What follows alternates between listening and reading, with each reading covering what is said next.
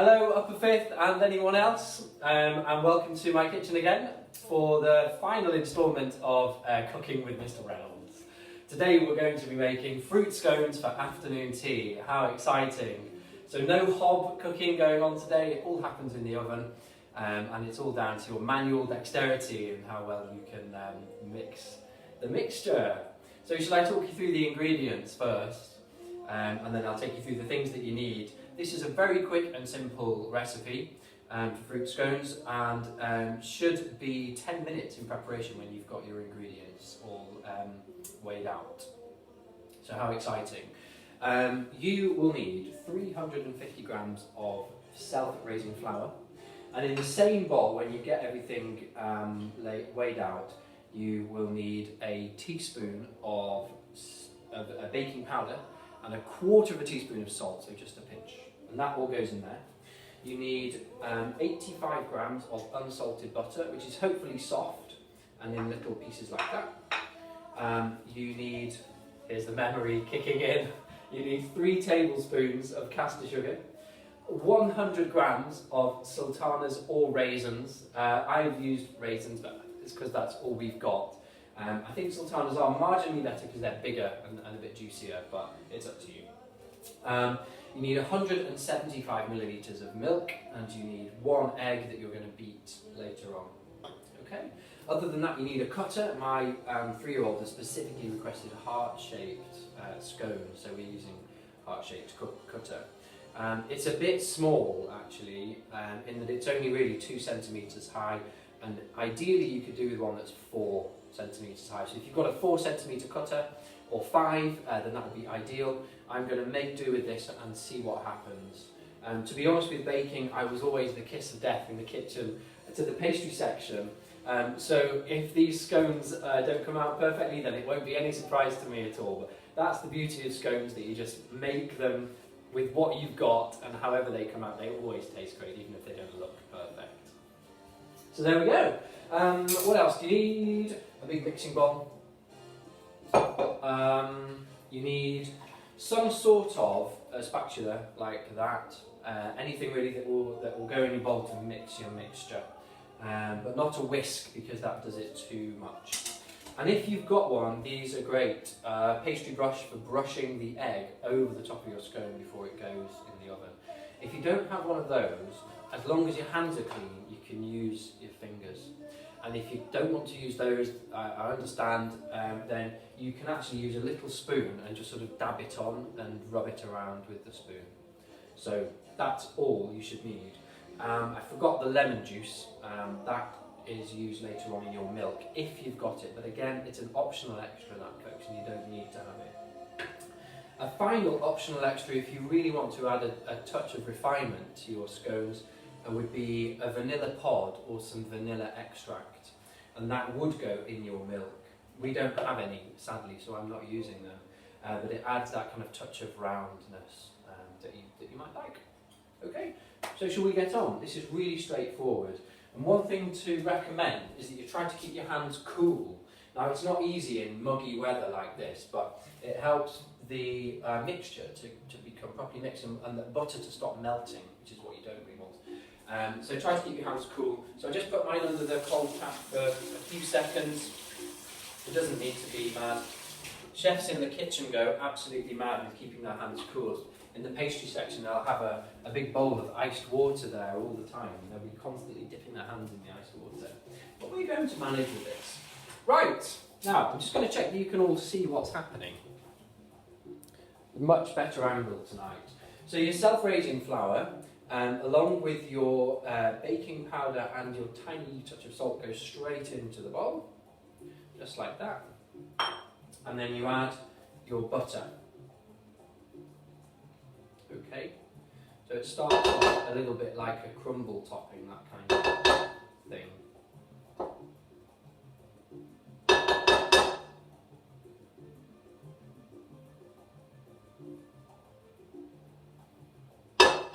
That's everything. You need to get your hands dirty for this one, because what you're going to do now is incorporate the flour with the butter, but very gently with the tips of your fingers, and not holding the butter too much, not handling it too much. so that it goes crumbly. And this is the reason why you could do with your hands being cool if possible, because otherwise the butter melts and that can spoil your crumble.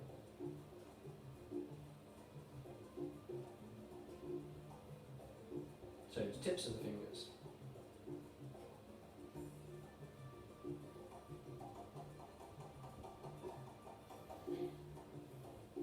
Nearly there.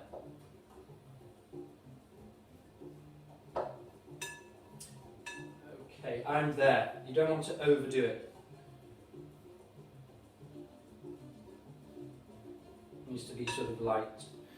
So you should now have a kind of sandy sort of texture, like this, where it just falls apart, like that, and that's because the butter's incorporated but without melting. So now in goes your sugar, so 3 tablespoons of sugar, caster sugar, straight in like that. And here's a trick, you don't want to mix it, so the less heat you can apply, the better. So don't use your hands, just use a spoon and just mix it. Okay, I'll show you. I'm sure that yours will look exactly like mine, but it looks like that. So flour but in kind of lumpy bits. Now that sits there, and you don't need to do anything with that, because the next part is that we're going to incorporate our milk and our raisins or sultanas into there. So the first thing that we need to do is to warm this milk slightly. So give it 30 seconds in the microwave. I'll just wash my hands.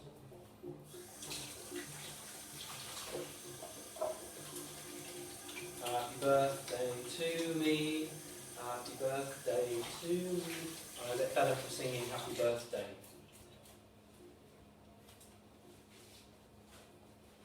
Okay, so I'm just going to heat this for 30 seconds.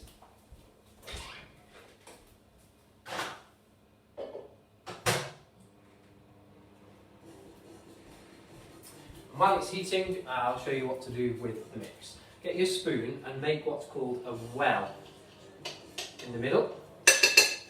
I'll show you on the camera.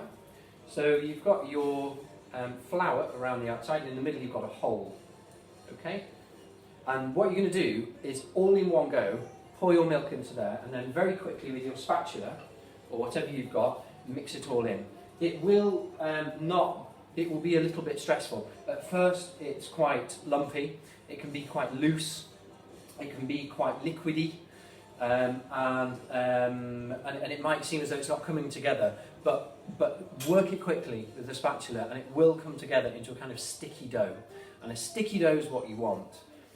So have some flour left aside as well, so that you can get it on your hands for when you're handling your scone dough, so it doesn't stick too much to your hands. Right, so my milk's ready.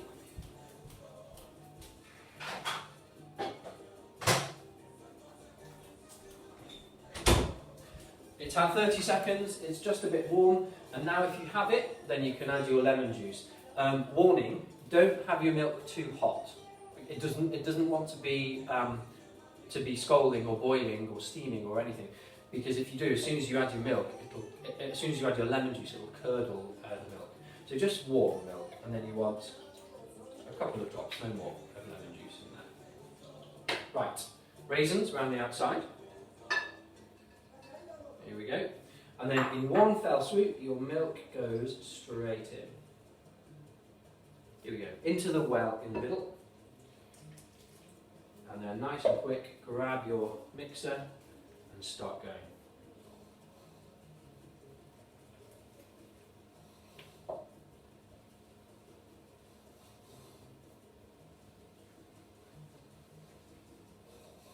So it's being quite sticky at first.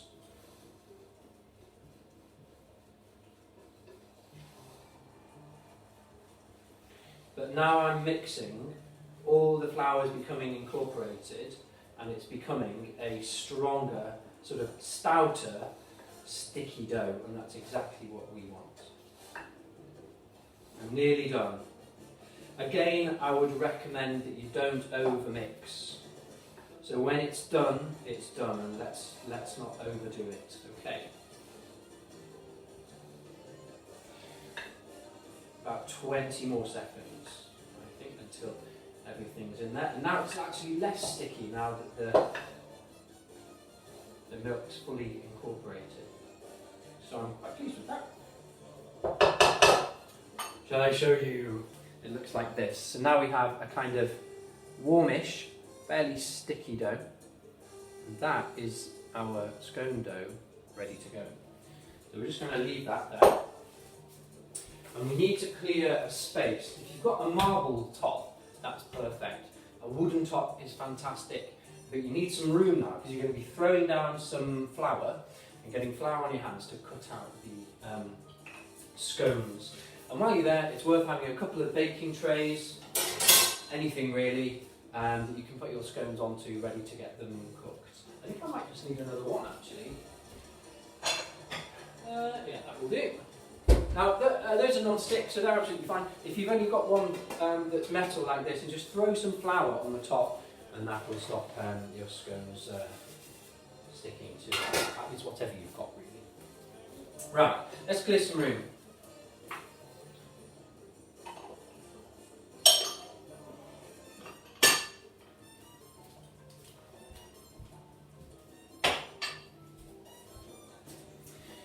All over here, flour over here, jug, there we go. Okay, time to beat the egg. This is just going to be glazing your scones. So into a bowl and then just give it a quick whisk. It doesn't need an awful lot. Just give it a quick whisk with a fork. And there we are. Right, so now you can do whatever shapes you want with these. Try not to overwork them, I would say. So don't be constantly messing with them in your hand, otherwise that can make the dough very hard. And what we want it is to be sort of light and springy. But one of the key things to get right is always to have some flour down on your work surface and a little bit on your hands. And that will just stop any of the dough sticking to you. Okay, so I'll do a few different options. Your first option is a simple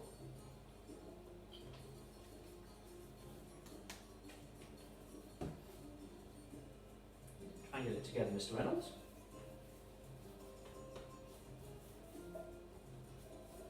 A simple shape like that, okay, which you just form with your hands and then straight onto the baking tray to get cooked. So they're dead easy, and they look lovely, I have to be honest, they do, and they taste lovely as well.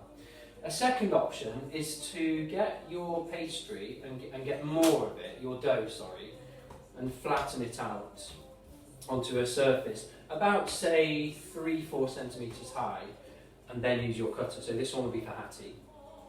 So we cut through there, pull away the excess, and there's a beautiful heart shape like that. It is completely up to you. Don't overload your baking tray, so just 2 on there because they will go upwards, they'll rise and they'll get outwards as well.